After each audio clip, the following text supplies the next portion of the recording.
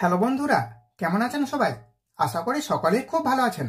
আজ আমি বলবো বজ্রপাতের সময় এইসব কাজ করলেই শেষ, বাজ পড়লেই সাবধান। জেনে নিন বিশেষজ্ঞদের মতামত।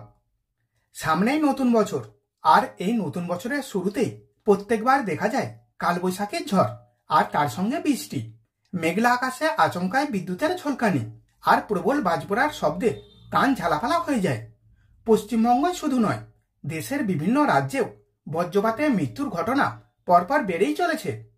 ভারতে বজ্রপাতে মৃত্যুর ঘটনা গত 2 থেকে 3 বছরে অনেকটাই বেড়েছে। কেন এই ঘন ঘন বাজ পড়ে? বিদ্যুৎপৃষ্ট হয়ে মৃত্যু হয় কিভাবে? কতটা সাবধান থাকতে হবে? এসব নিয়ে ব্যাখ্যা দিয়েছেন JM প্রাথমিক বিদ্যালয়ের সহ শিক্ষিকা সুচেতা দাস। প্রচণ্ড ঝড় ও বিদ্যুতের ঝলকানি শুরু হলে সাবধান থাকতে হবে। যদি বাড়ির বাইরে বা কোনো ফাঁকা জায়গায় থাকেন, তাহলে দ্রুত বাড়ি ফেরার চেষ্টা করুন। না হলে কোনো নিরাপদ জায়গায় আশ্রয় নিন। কোনো কংক্রিটের আচ্ছাদনের নিচে আশ্রয় নেওয়াই ভালো। কোনো গাছ বা ইলেকট্রিক পোলের নিচে ভুল করেও নয়। বজ্রপাতের সময় গাছপালা, উঁচু টাওয়ার বা বৈদ্যুতিক খুঁটির ধারে কাছে থাকা ভয়ঙ্কর বিপজ্জনক। চামড়ার ভেজা জুতো বা খালি পায়ে থাকা বিপজ্জনক।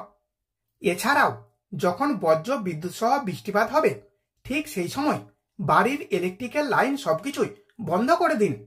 প্লাগ থেকে খুলে রাখুন টিভি, ফ্রিজ অথবা অন্যান্য ইলেকট্রনিক্স জিনিসের তার।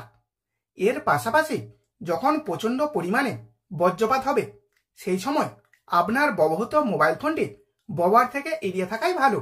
যদি সম্ভব হয় তাহলে সেই সময়টুকু মোবাইল ফোনের সুইচ বন্ধ করে রাখুন। ভুল করেও মোবাইলে চার্জ দিয়ে কথা বলবেন না। তবে বজ্রপাতের পিছনে কারণ কি?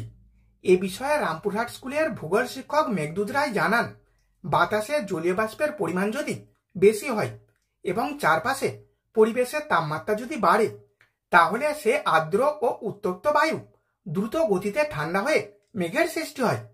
দেখা যায় বায়ুমণ্ডলের উপরের অংশের তাপমাত্রা নিচের তুলনায় কম থাকে, তাই এই বজ্রগর্ভ মেঘের প্রবাহ নিচে থেকে উপরের দিকে হয়, যাকে বলে ঠান্ডার ক্লাউড। এই মেঘের মধ্যে জলীয়বাষ্প বাড়তে থাকলে তাদের মধ্যে আলোড়ন তৈরি হয়, ফলে ছোট ছোট জলকণা, তুষারকণা তৈরি হয়। এদের মধ্যে সংঘর্ষের ফলে বৈদ্যুতিক আধার তৈরি হয়। তাহলে এই পর্যন্ত ছিল আজকের বিষয়। ভিডিওটি এখানেই শেষ করছি। এখন একটি লাইক করে দিন, বন্ধু বান্ধবদের কাছে ভিডিওটি শেয়ার করে দিন এবং আপনি পৃথিবীর কোন প্রান্ত থেকে ভিডিওটি দেখছেন সেটি কমেন্ট করে জানিয়ে দিন।